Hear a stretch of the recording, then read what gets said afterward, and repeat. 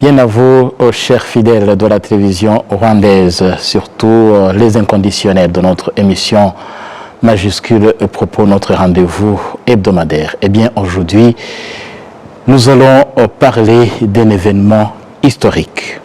Le 2 juin 2026 a été inauguré à Paris l'Archive, un mémorial érigé sur l'esplanade Habib Bourguiba à Paris, en hommage aux victimes du génocide perpétré contre les Tutsis au Rwanda en 1994. Ce mémorial, inauguré par le président de la République française Emmanuel Macron, aux côtés du président de la République du Rwanda Paul Kagame, constitue un nouvel acte fort dans le travail de mémoire, de vérité et de transmission entrepris entre la France et le Rwanda.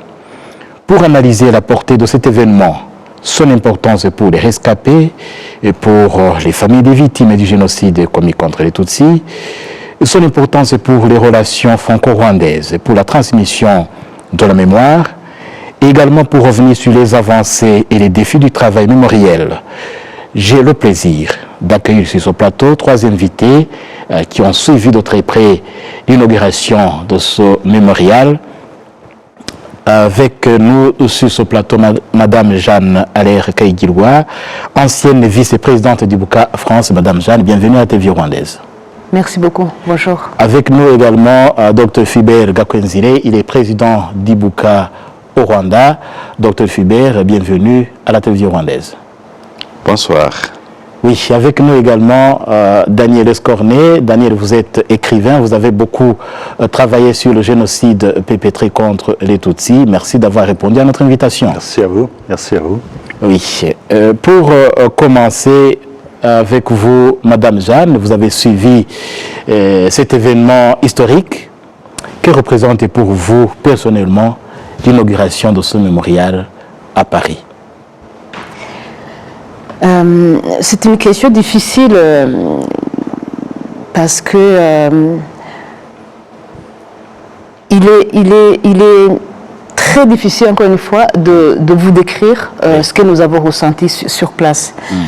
D'abord, c'est un événement qu'on attendait depuis très longtemps. Oui. Mais ce qui était frappant, c'était, on a l'habitude de voir Monsieur le Président de la République et son épouse rendre hommage aux victimes du génocide des Tutsis ici, mais pour ma part, c'était la première fois que je le voyais faire le déplacement, rejoindre un autre président qui n'est pas le moindre non plus, qui est le président de la République française, et les deux pour rendre hommage aux victimes. Ensuite, il y a eu plusieurs choses qui nous ont frappés. D'abord, il y avait le témoignage de Jeanne Mbabazi qui était d'une justesse et d'une dignité absolue. Oui. Il y a eu des temps d'émotion, on était comme hors du temps. Au moment, par exemple, où la garde républicaine joue l'hymne national, et puis il y avait, le Rwanda était là, vous avez vu la forme du monument avec Imigongo, vous avez vu les enfants qui faisaient la performance avec Libiseke, donc le Rwanda était là, sans oublier tous nos artistes. Les inscriptions sur le monument. Les inscriptions sur le monument, et sans oublier nos artistes. Il y avait la présence d'Inanga avec Daniel, il y avait Gaël Faye bien évidemment, il y avait Imishanana qui était très présent, il y avait 2 autres artistes que je tiens à saluer, c'était Yannick Kamanzi et Benjamin Kairanga, et le tout chorégraphié par Dorcy Lugamba. Donc tout était là pour nous faire vivre un moment hors du temps. Oui. Docteur Phibert, vous avez assisté également à l'inauguration de ce mémorial. Et cet événement a suscité quelle émotion chez vous et en tant que président d'Ibuka au Rwanda? Oui. Peut-être de ce que Jeanne vient de bien décrire, j'ai aussi remarqué le bouquet de fleurs à la couleur du drapeau du Rwanda. Oui. Et c'était vraiment bien pensé. Donc, à part cette description qui montre que ça tenait vraiment à cœur, ça montre que des relations ne sont pas statiques. Les relations entre des États ne sont pas statiques, mais tout dépend des acteurs. Aujourd'hui, nous avons des acteurs de bonne foi, nos 2 chefs d'État, mais aussi il faut reconnaître le travail de nos associations, notamment à noter Ivoca en France. Et il faut aussi regarder du côté même de la simple population rwandaise qui n'ont pas douté que nos relations doivent continuer malgré tout. Il faut reconnaître aussi les entités locales, les collectivités aussi qui ont fait un beau travail et que finalement on se dit, voilà, comme les deux chefs d'État l'ont déjà dit, une étape, quelque chose qu'on doit franchir et d'ailleurs qui n'est pas une fin parce que des relations vont continuer.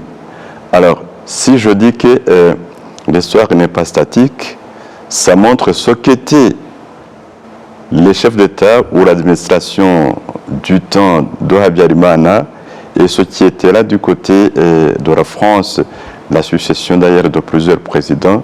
Nous parlons très souvent de Mitterrand qui était sur place à 1994, mais on sait que tout a commencé en 1995. Oui. Alors là, ça nous interpelle, nous aussi, de continuer sur le même élan pour que des relations qui étaient hier compliquées soient vraiment, ça parte d'une façon tout à fait normale, parce que c'est ce qui est normal, et que finalement, il faut beaucoup plus renforcer nos relations.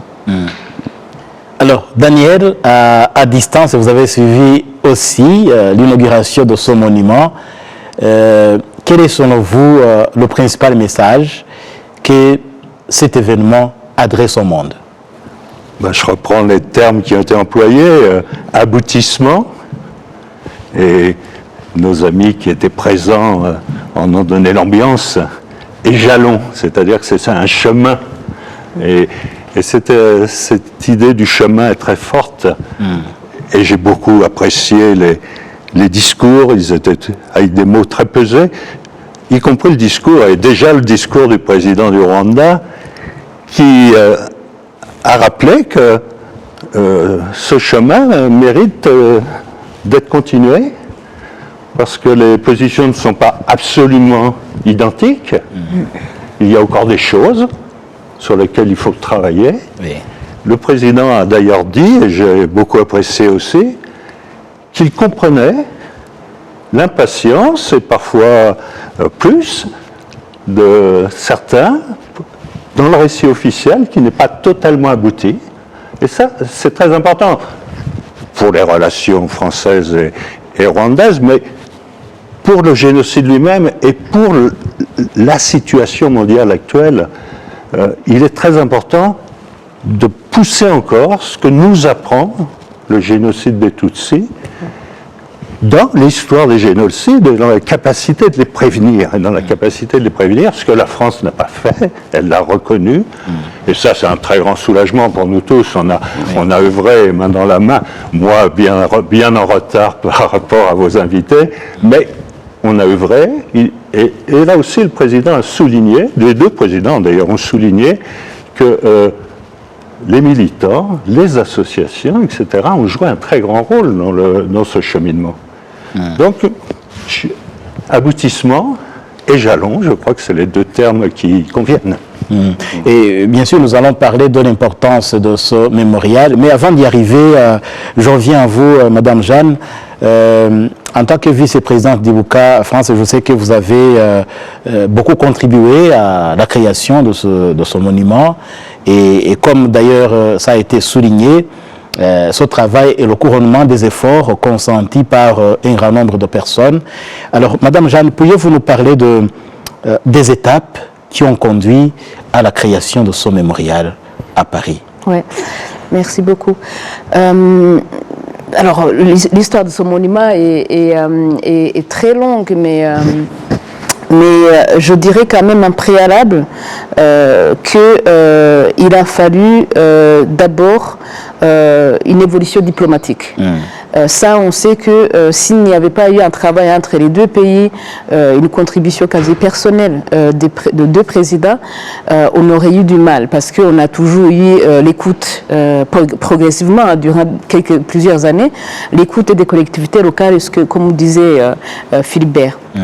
Mais à partir du moment où il y a les conditions diplomatiques qui sont réunies, nous avons la possibilité de demander ce monument et nous demander directement ce geste au niveau de l'État, au président lui-même Macron, quand il avait reçu l'association Ibuka France en marge du lancement de la commission du clerc. Et puis après, le travail commence, il est très lent. Évidemment, Ibuka n'a pas été seul. Tout au long, on a eu des soutiens. Par exemple, il y avait bien sûr le côté Rwanda, il y a eu Ibuka. Il y a eu beaucoup de soutien de Minouné, notamment à travers le ministre Bizimana, mais aussi ses équipes. Il y avait l'ambassade du Rwanda à Paris. Et côté État, il y avait la présidence de la République qui a été vraiment très présent au début pour qu'on puisse stabiliser ce projet. Et puis après, le ministère des Affaires étrangères français, le ministère de la Culture et le rôle de l'accompagnement par le Centre national des arts plastiques.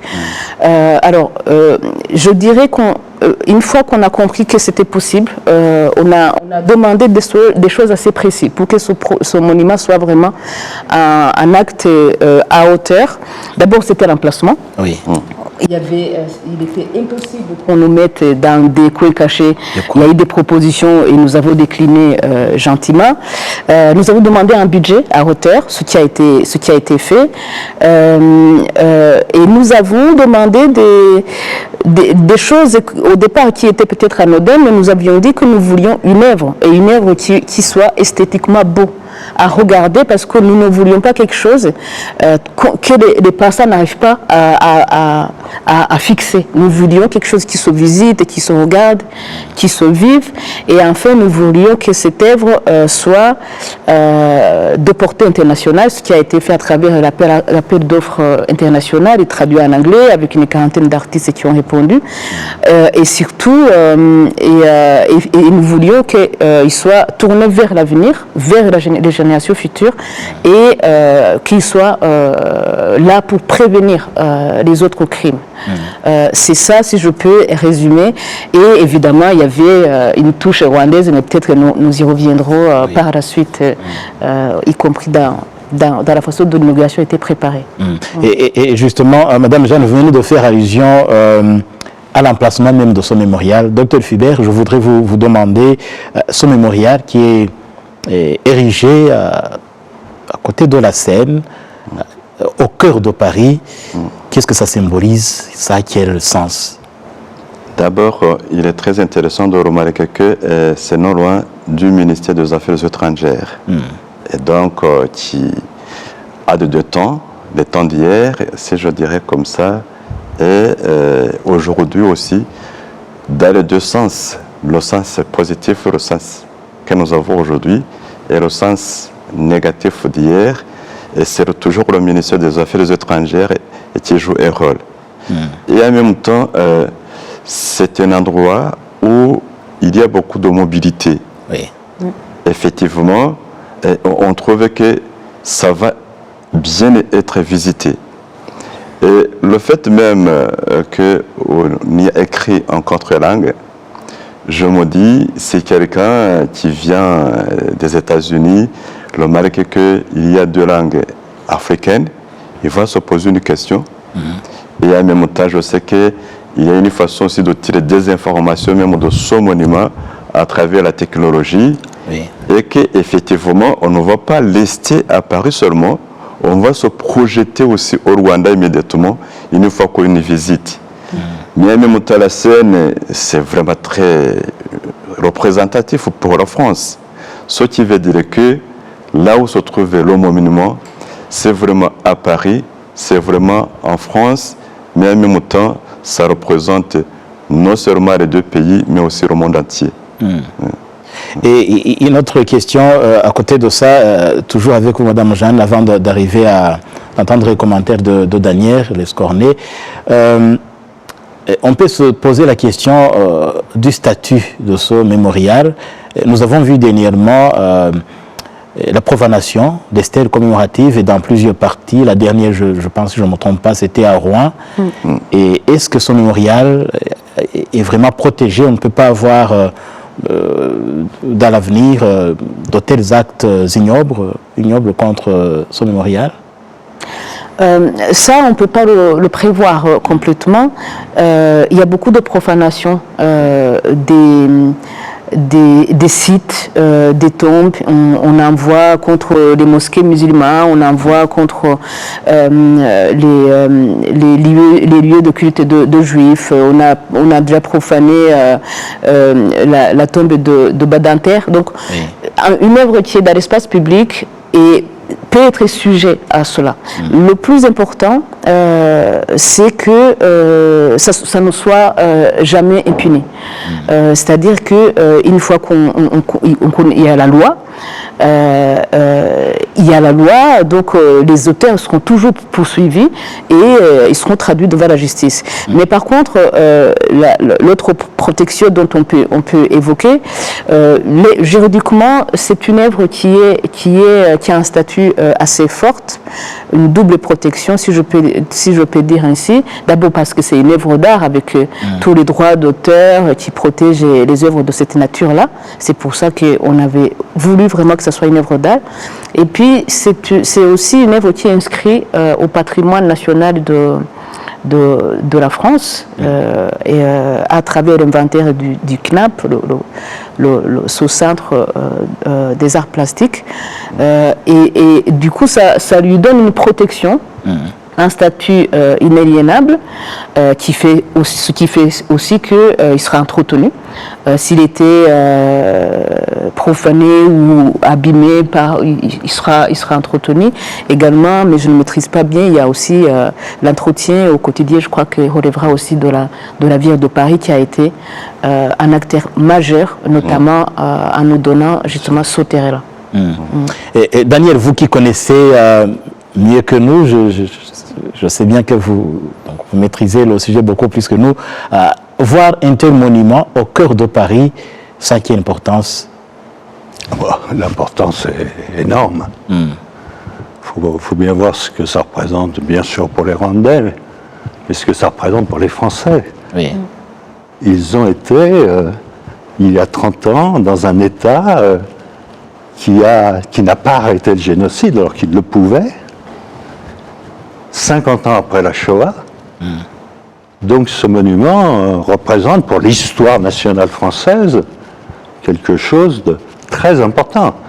Je ne dis pas pour l'histoire rwandaise, auquel je m'attache aussi, mais il faut mesurer ce que ça représente. C'est-à-dire que c'est un État qui avait pris des responsabilités flagrantes pour que ce génocide ait lieu. Il n'a pas seulement rien fait, il a fait. Donc, pour les Français, pour la communauté internationale, parce que les rôles des États dans les génocides sont décisifs. Oui. D'ailleurs, j'ai remarqué, là j'avais un petit désaccord avec mon président français, qu'il disait le mécanisme génocidaire commence quand vous regardez votre voisin comme un étranger. C'est pas tout à fait ça le mécanisme génocidaire. Le mécanisme génocidaire, il commence quand un État soutient ces pratiques racistes, xénophobes, et même les encourage. C'est ça. Le racisme, malheureusement, il est très répandu. Le génocide, c'est encore autre chose, quoi. Et on peut pas. Donc le fait que l'État français, dans un lieu emblématique, entre l'Assemblée nationale et le Quai d'Orsay, on ne peut pas faire plus emblématique, élève comme cela un tel monument, c'est d'une importance considérable. Il y a des suites à trouver. Je pense que le président rwandais a marqué quelques points sur ce domaine. La France a des responsabilités actuellement au niveau de l'ONU, par exemple. Elle est le porte-plume de la situation en RDC et dans les Grands Lacs. On sait ce que ça veut dire, c'est-à-dire que les positions internationales, ce sont les Français en premier qui les écrivent. Donc là, il y a une responsabilité actuelle.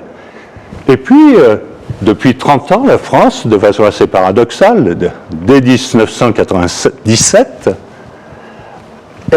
a le mandat des forces de paix de l'ONU.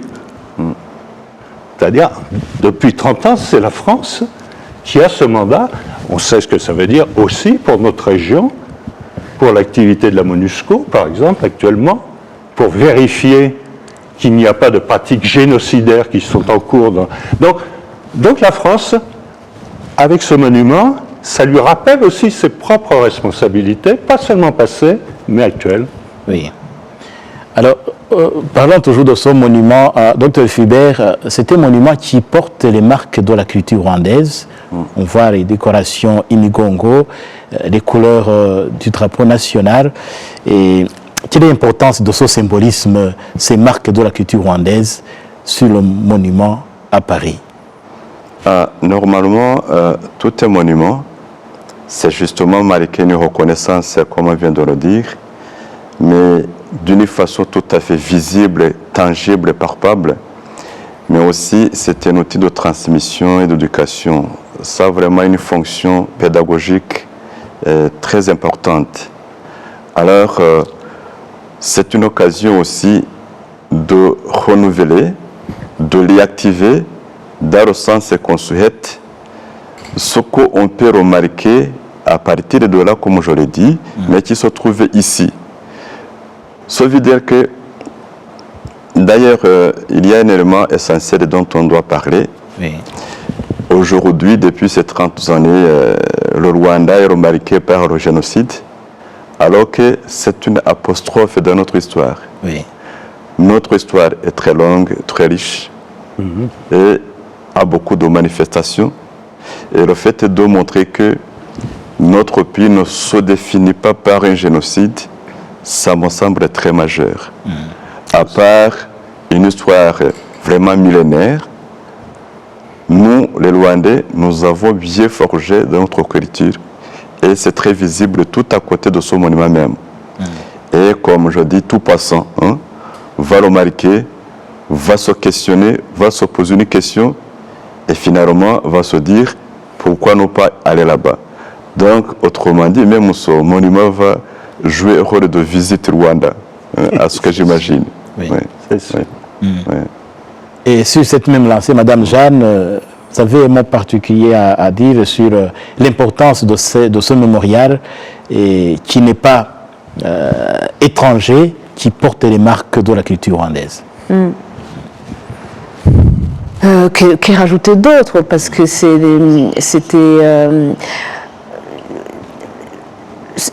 a été évolutif avant d'arriver là. Ce qui était beau, c'est aussi que l'artiste Grada Kilomba a effectué une visite au Rwanda. Oui.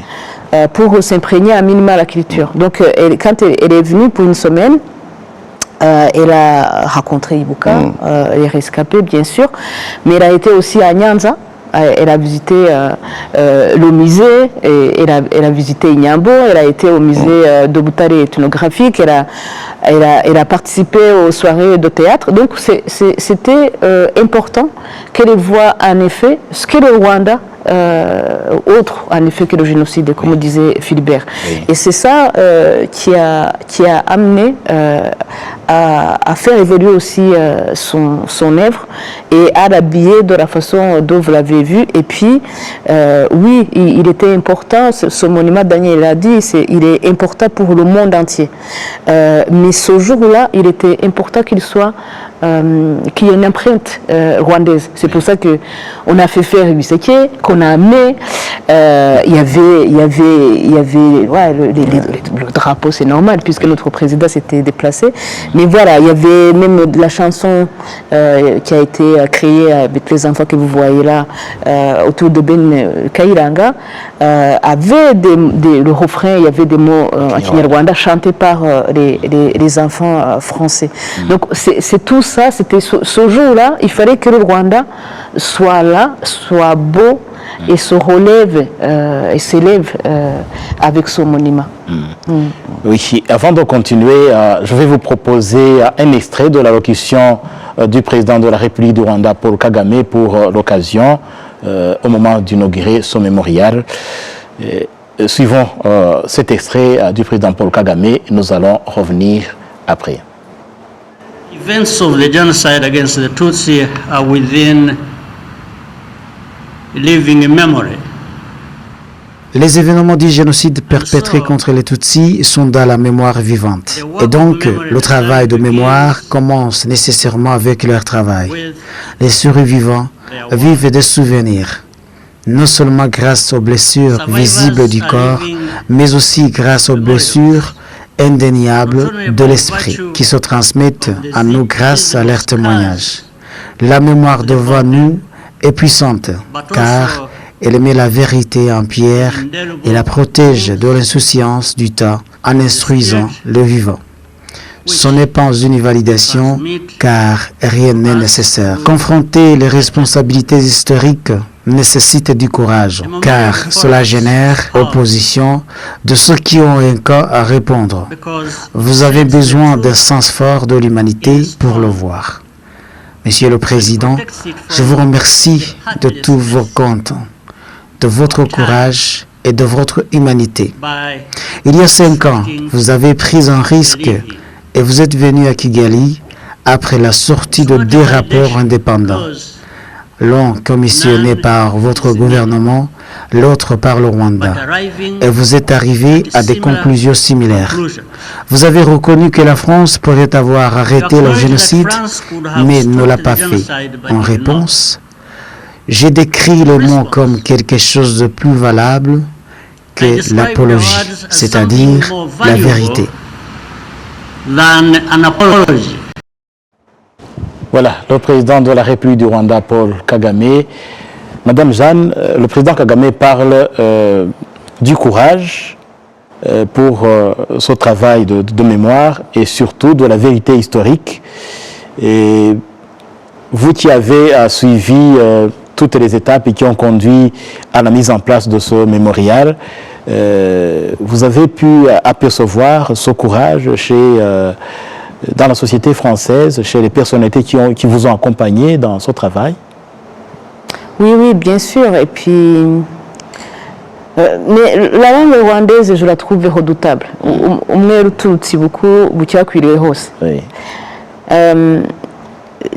À partir du moment où le président français avait ouvert cette possibilité, avait consenti à cet acte-là,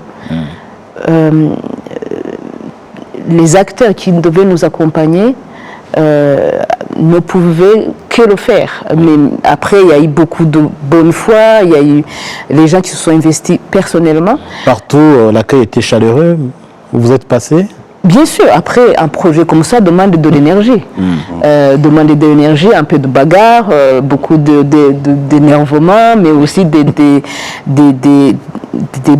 moments forts, des moments importants, des prises de décision. Non, ça n'a pas été sans un minimum de douleur. Oui. Mais l'ordre était là et surtout, il y avait d'un côté, il y avait vraiment l'État français avec ses représentants, notamment les 2 ministères et le CNAP, comme je disais. Il y avait la mairie de Paris qui était centrale parce qu'ils apportaient le terrain, les caractéristiques du lieu, etc. Et côté rwandais, on était soutenu et par l'ambassade, notre ambassade, et par les 2 ministères, Affaires étrangères et Minobumwe. Donc tout convergeait au fait, tout convergeait. Donc oui, je dirais que il y a eu le courage, c'est celui que le président de la République rwandaise décrit. Le courage, c'était de l'accepter, de l'acter. Et ensuite, matériellement, il fallait travailler. Oui. Docteur Fibel, voir un tel monument à Paris, 32 ans après le génocide commis contre les Tutsis, et sans oublier toutes les péripéties qui ont précédé cette page nouvelle des bonnes relations entre les 2 pays, et tout en sachant que vous êtes aussi historien, et vous percevez également ce courage de regarder la vérité en face telle qu'elle est? Oui, en fait, l'histoire se compose de beaucoup d'éléments, y compris même la rupture. Oui. Donc, ce que peut-être avec un peu de précédent par le président Sarkozy, ce que le président Macron a fait aujourd'hui, c'est franchement une rupture. Il a, comme ça a été dit, acté à ce qu'on regarde le passé pour nous servir à entrer davantage dans l'avenir. Et lorsqu'une décision est prise à très haut niveau, effectivement, elle est respectée un peu partout, d'autant plus que c'est une décision de bonne foi. Sûr et certain qu'il y avait d'autres qui étaient ici et là, des négationnistes, ceux qui n'ont pas encore compris qu'il faut vraiment avancer. On connaît des associations, des hauts gradés de l'armée française, des anciens politiciens qui sont là, mais il est vraiment difficile de se battre avec la vérité. Oui. Et cette vérité va se propager à travers toutes les activités, y compris les enseignements. Aujourd'hui, on sait que déjà l'enseignement d'histoire du génocide commis contre les Tutsis se fait au niveau des écoles secondaires. Sur le plan des recherches universitaires, ça vraiment, il n'y a pas de doute. Alors, c'est vraiment tout un renforcement davantage. Ça va vraiment, encore une fois, encourager ceux qui avaient pris des initiatives peut-être disparates et qu'aujourd'hui, ça va être beaucoup plus coordonné. Oui. Et cet outil d'éducation pédagogique qui est là, ça va être visité en complément de ce qui se donne en classe. On sait déjà qu'il y a des groupes d'étudiants, d'élèves qui viennent ici. Alors, effectivement, il faut certainement d'abord explorer ce qui se trouve dans leur pays avant même de venir ici. Et c'est vraiment très important. C'est une étape toujours qu'il faut bien soutenir. Oui. Ouais. Daniel, le président de la République, Paul Kagame, a parlé d'un chemin irréversible vers la vérité. Vous connaissez mieux, vous connaissez bien la société française. Est-ce qu'on peut dire qu'il s'agit d'une avancée vraiment sans recul vers cette reconnaissance de la vérité historique, du moins en ce qui concerne les relations entre la France et le Rwanda? Oui, de ce côté-là, je pense que les retardataires sont pris de court. C'est irréversible. Autre chose est l'imprégnation par la société française de cette situation. Là, la situation, l'enseignement va jouer un grand rôle. Moi, avant même d'arriver au Rwanda, j'allais dans des classes présenter le génocide Tutsi. Oui. Mais c'était des professeurs qui prenaient sur eux de le faire. Là, c'est une politique nationale tout à fait organisée, structurée. Donc, de ce côté-là, un gros effort. Par contre, le reste de la société française, pour qu'ils s'imprègnent, encore une fois, pour les Français, c'est une blessure narcissique terrible. Et donc, il faut forcer la porte parce que leur dire que leur pays, dont on voit le sommet qu'ils se représentent, a été acteur d'un génocide, c'est très difficile. Et il faut remarquer, d'ailleurs, Jeanne, dans son témoignage, a terminé en parlant des prétoires vides.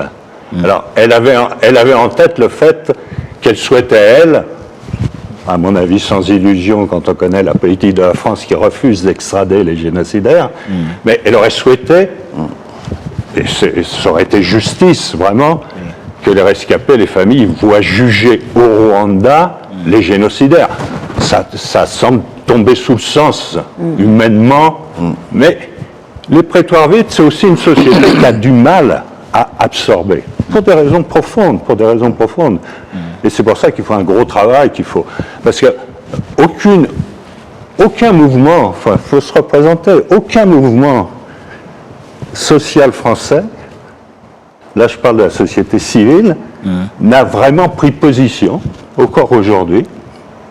Je ne parle même pas des partis politiques. Oui. Donc c'est au niveau de l'État que ça s'est fait. Et donc l'histoire de l'imprégnation pour la population française va être difficile. Et on le voit très bien actuellement sur la position dans les grands lacs africains. Oui. Quand on voit que de l'extrême droite à l'extrême gauche française, on condamne le Rwanda, qu'on laisse passer à l'Union européenne la condamnation du Rwanda, on voit bien que là, il y a tout un travail, non pas parce que le Rwanda, mais parce que ce qui se passe aujourd'hui dans la région des Grands Lacs est totalement lié à ce qui s'est passé au génocide aujourd'hui. Le président Kagame a parlé des cycles de 30 ans. On est de nouveau à 30 ans. Et de nouveau, il se passe quelque chose sur lequel la société française doit comprendre ce qu'il se passe dans les Grands Lacs. Et on est très, très loin de la faire. Donc, irréversible, au niveau de l'État, énorme travail à faire d'imprégnation pour la société française. C'est très important parce que, encore une fois, la France a des responsabilités actuelles. Elle ne peut pas faire du en même temps, c'est-à-dire d'un côté faire ce qu'elle fait aujourd'hui et de l'autre côté, à l'ONU, avoir des positions beaucoup moins fortes. Donc, voilà, il y a un énorme travail à faire. Que le président de la République française ait marqué l'irréversibilité. Il a d'ailleurs dit dans son discours que les gens qui, dans les Grands Lacs, ne reconnaissent pas cette situation, préparent la guerre.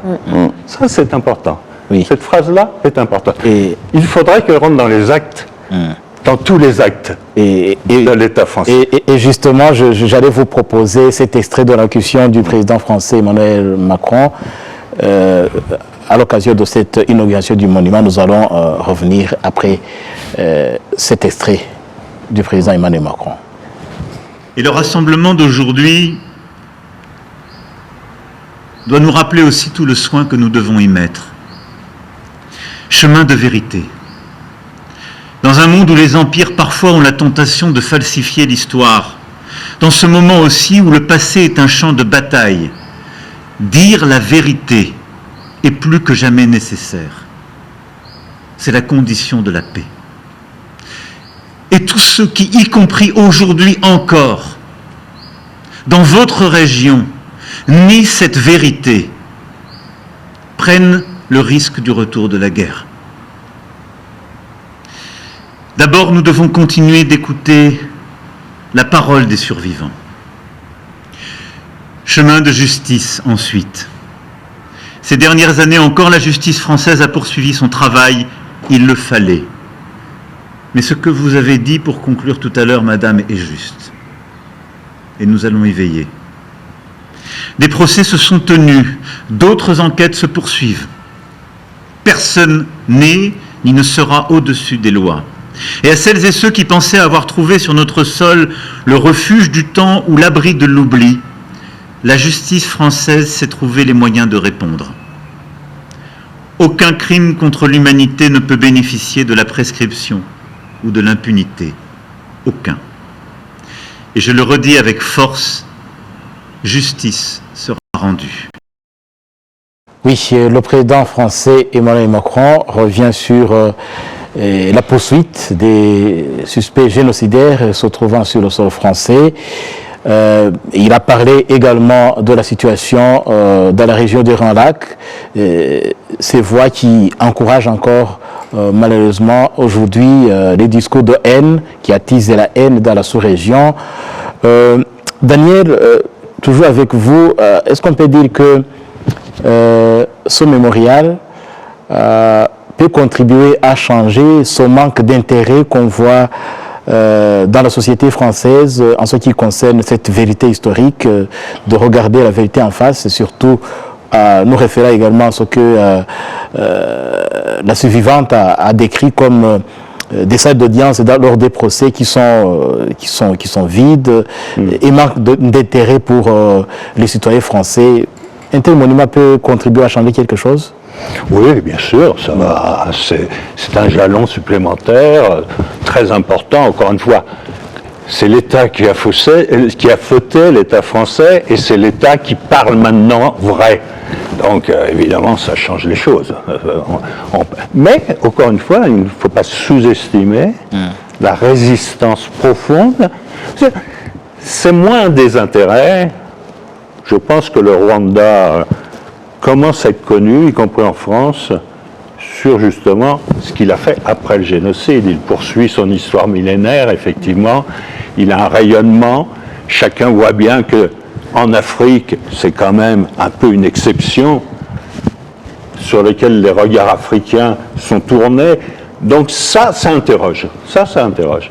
Mais ce qui se passe réellement dans la région, Burundi, RDC, parce qu'il y a des discours de haine, mais il y a aussi des pratiques génocidaires actuellement. Il n'y a pas seulement des discours de haine.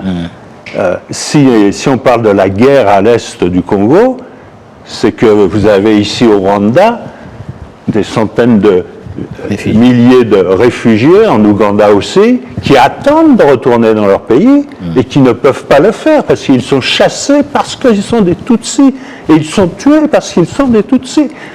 Donc ça, c'est quelque chose qui est décisif parce que ça, c'est pas le passé, c'est le présent. Oui. C'est le présent.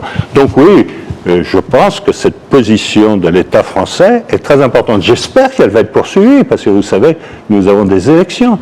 Et ces élections ont quelque chose à dire aussi. Je pense que les forces progressistes françaises doivent se saisir de ce problème avec courage à leur tour.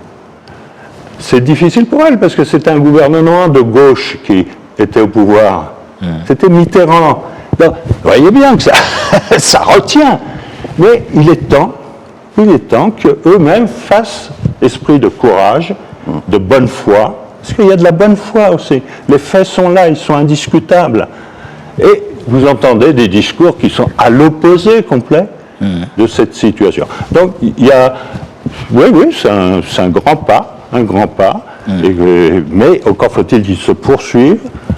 Vous savez qu'on a des élections en France qui se confrontent à ce problème, justement, du racisme, de la xénophobie, de l'immigration. Et donc, les forces progressistes ont intérêt, pour elles-mêmes, même pour leur propre combat, d'intégrer ce qui se passe dans la région.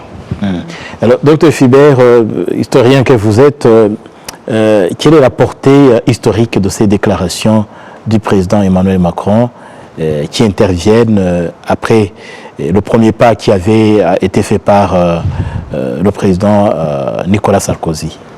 Oui, comme peut-être je l'ai déjà dit, une décision par une personnalité de haut niveau représente tout un changement. Et cela veut dire que ce qui a été fait dans le passé, c'était à partir des discussions, des rencontres, mais on sait où ça a amené nos pays. En même temps, comme je l'ai évoqué, si un chef d'État prend une décision, ça va vraiment influencer pas mal de choses. Mais ce que j'aimerais bien noter, c'est que ça ne doit pas rester entre les deux chefs d'État. Ça engage tous les acteurs de bonne foi, toutes les femmes et tous les hommes de bonne foi, ceux qui ont contribué à ce que son nommement soit.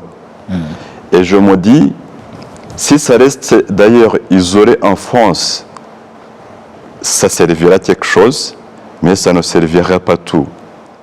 Ce qui se fait en France, que ce soit aussi exécuté dans notre région, que ce soit sur ce plan symbolique qui est le monument, que ce soit sur le plan de la justice, comme il vient de le dire. Donc, ce que le chef d'État français dit, ça interpelle aussi les autres chefs d'État, y compris même en Afrique. Alors, en Europe, en même temps. Donc, autrement dit, c'est à nous de porter au loin, je dirais, cette bonne nouvelle. Donc, c'est à partir de ce moment-là que nous devons... Comment est-ce que nous pouvons matérialiser ce que nous avons maintenant comme ce monument, comme le rapport qui a été réalisé il y a 5 ans. Autrement dit, nous devons encore une fois défricher ce que nous avons aujourd'hui pour que ça soit de concert, non pas seulement en France, mais aussi ailleurs. Madame Jeanne, peut-on considérer ce mémorial archive comme une étape importante dans la reconnaissance du génocide commis contre les Tutsis en France, tout en sachant qu'il y a, justement, comme Daniel l'a souligné, des voix discordantes en France et en Europe? Oui, ça a été dit et rappelé. Ce monument est très important parce qu'il vient couronner des années de lutte. Oui. Il vient aussi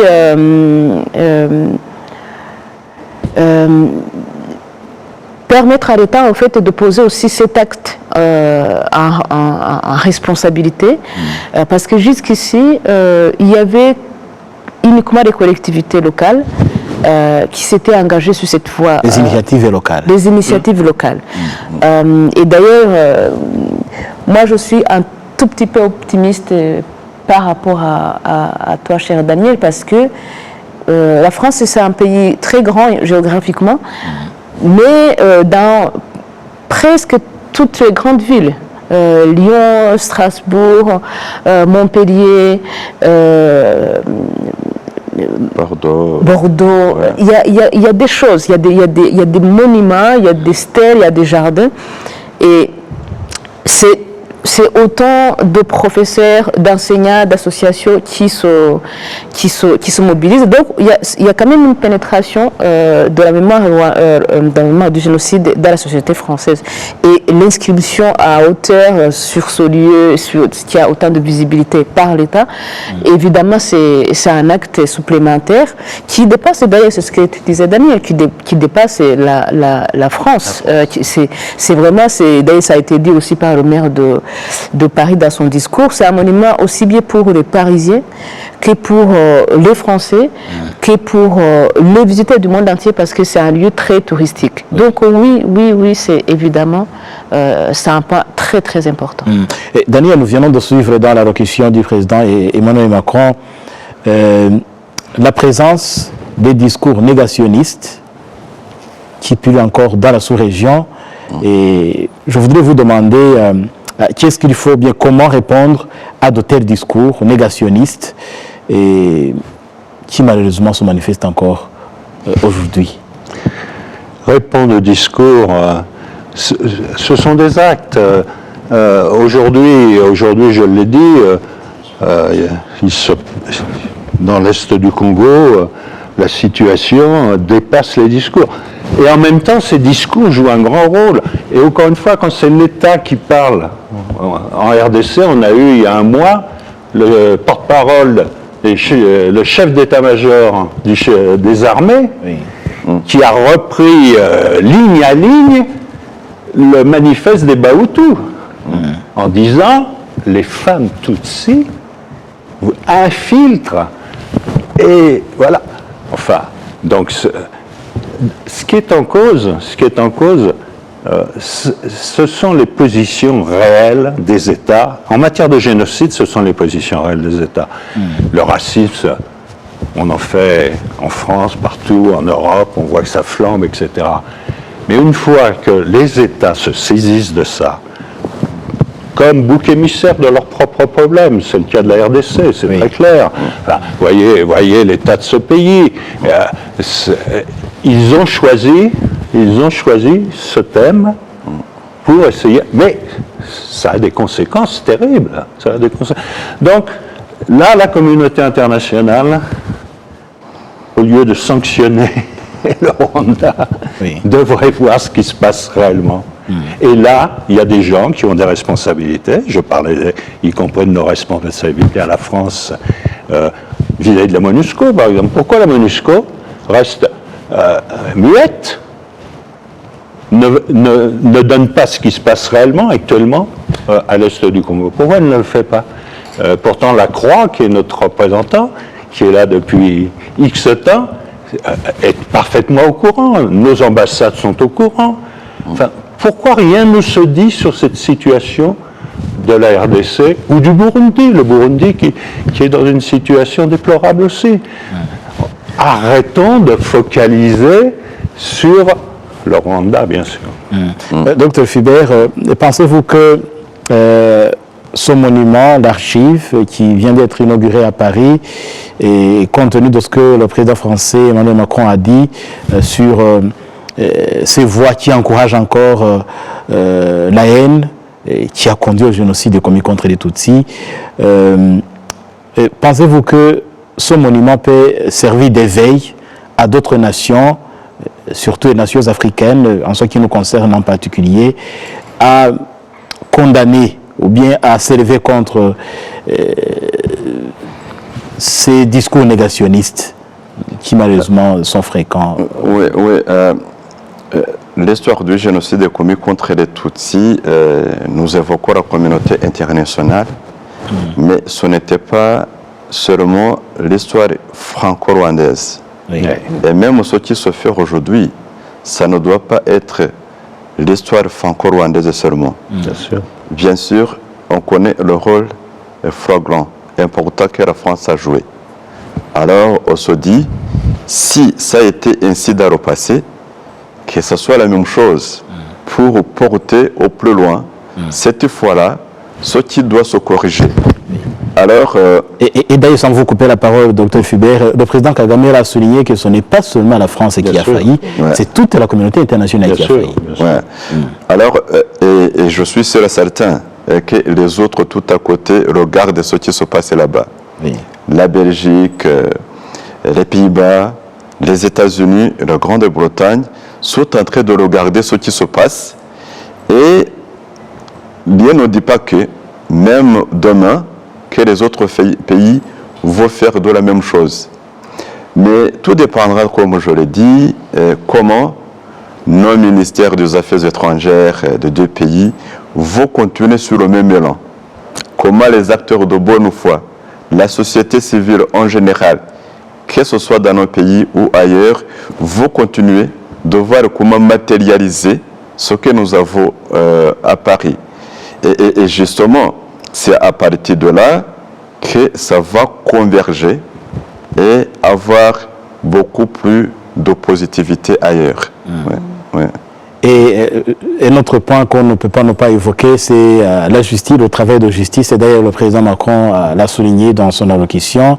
Madame Jeanne, pensez-vous que la création de ce monument peut accélérer le travail des pays, à commencer par la France bien sûr, dans la poursuite des suspects génocidés qui se trouvent dans leur pays, non seulement de la France mais aussi des autres nations? Je l'espère, mais comme vous le savez, il y a ce principe de séparation des pouvoirs. Évidemment, c'est très important ce que la parole du président de la République, mais en même temps, il y a des choses qui peuvent être faites par l'exécutif. Ils peuvent donner plus de moyens à la justice et pour augmenter le nombre d'enquêteurs, le nombre de juges. Et ça, c'est du ressort de l'exécutif, j'imagine. Et ils ont augmenté les moyens. Mais en revanche, il ne peut pas donner véritablement les ordres aux juges ou au parquet. Donc, c'est à voir. Mais dans tous les cas, ça réveille les consciences. Le fisc, les jurés populaires, c'est eux qui jugent les génocidaires. À la cour d'assises. À la cour d'assises. Du coup, en fait, ce travail, pour moi, participe à informer, à réveiller, à enlever tout doute, parce que c'est terrible ce qui se passe quand il y a des procès comme ça. Et c'est vraiment les avocats et les génocidaires présumés, quand ils sont devant les tribunaux, ils soutiennent l'inverse de ce que nous, en tant que témoins, on a vu de nos propres yeux, ou ce qui a été historiquement travaillé, prouvé.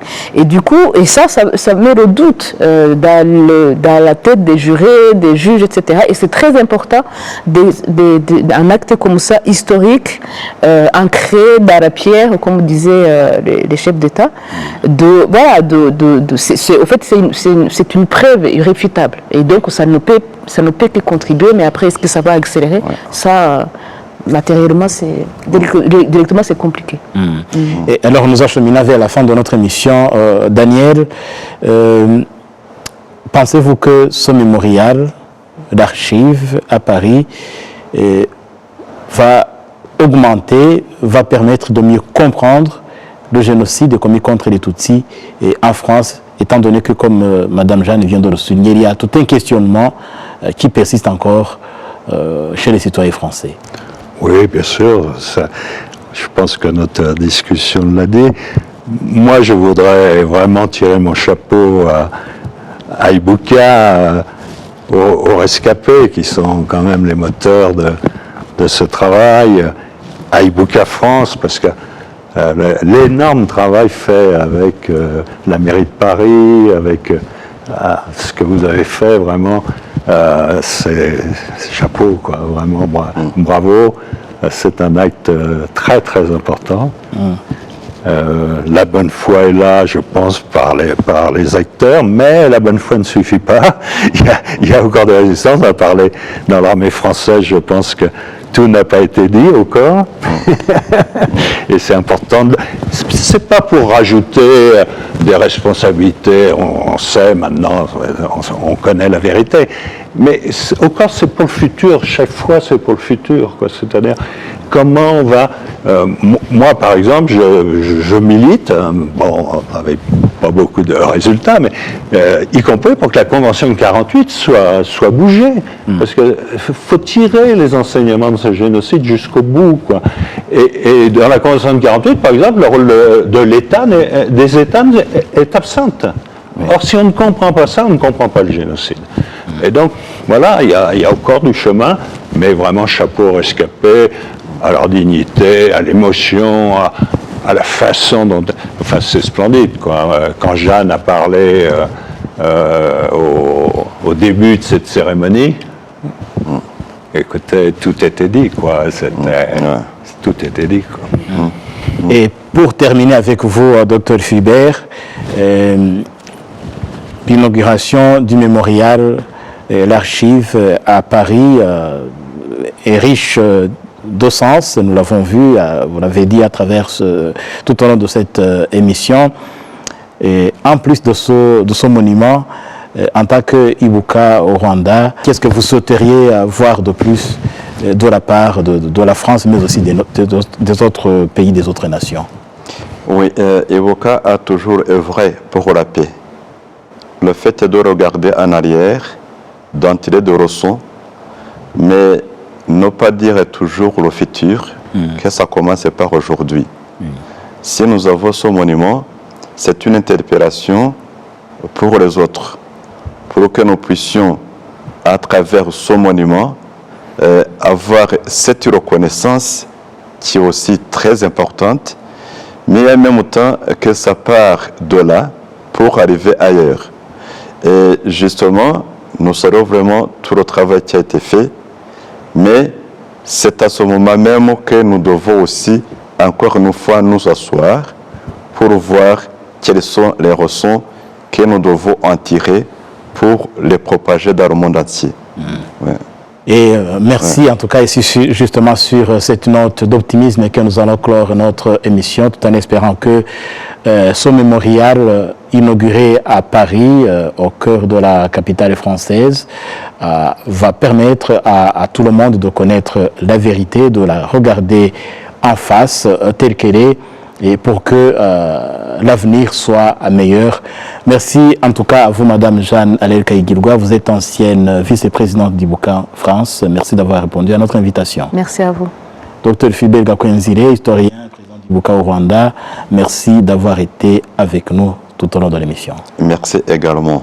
Daniel Escornet, écrivain qui a beaucoup travaillé sur le génocide commis contre les Tutsis. Merci pour vos analyses et tout au long de l'émission. Merci à vous.